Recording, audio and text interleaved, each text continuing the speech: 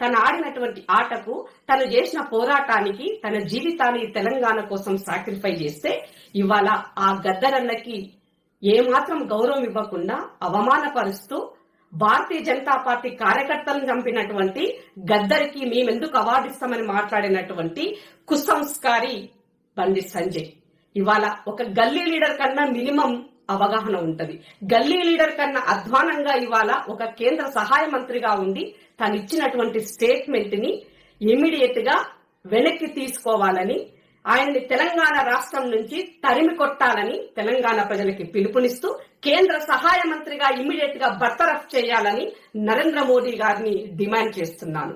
ఇదే నరేంద్ర మోదీ గారు గద్దర్ అమరుడైనాడు, ఆ పార్టీ తరపున ఒక ప్రధానమంత్రి హోదాలో ఉండి ఆయన నివాళులర్పించినాడు.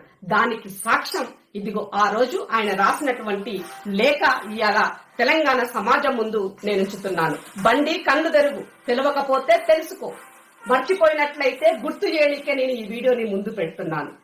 బండి సంజయ్ నాయకుడు గద్దర్ మృతికి సంతాపం తెలిపారు ప్రధాని నరేంద్ర మోడీ. గద్దర్ మరణం తీవ్ర దిగ్భ్రాంతి కలిగించిందని ఆయన సతీమణి విమలకు సంతాప లేఖను పంపారు. తెలంగాణ ఉద్యమంలో గద్దర్ పాత్రను ప్రత్యేకంగా ప్రస్తావించారు ప్రధాని. తెలంగాణ సంస్కృతి, కళను గద్దర్ పాటలు, కవితలు ప్రతిబింబిస్తాయని కొనియాడారు. బడుగు బలహీన వర్గాలు ఎదుర్కొంటున్న సవాళ్లను గద్దర్ తన పాటల రూపంలో చాటి చెప్పారని వివరించారు. తెలంగాణ సంస్కృతి, సంప్రదాయాలు, కళారూపాలను పునరుజ్జీవింపజేయడంలో గద్దర్ చేసిన కృషి ప్రజలకు ఎప్పటికీ గుర్తుండిపోతుందని చెప్పారు ప్రధాని.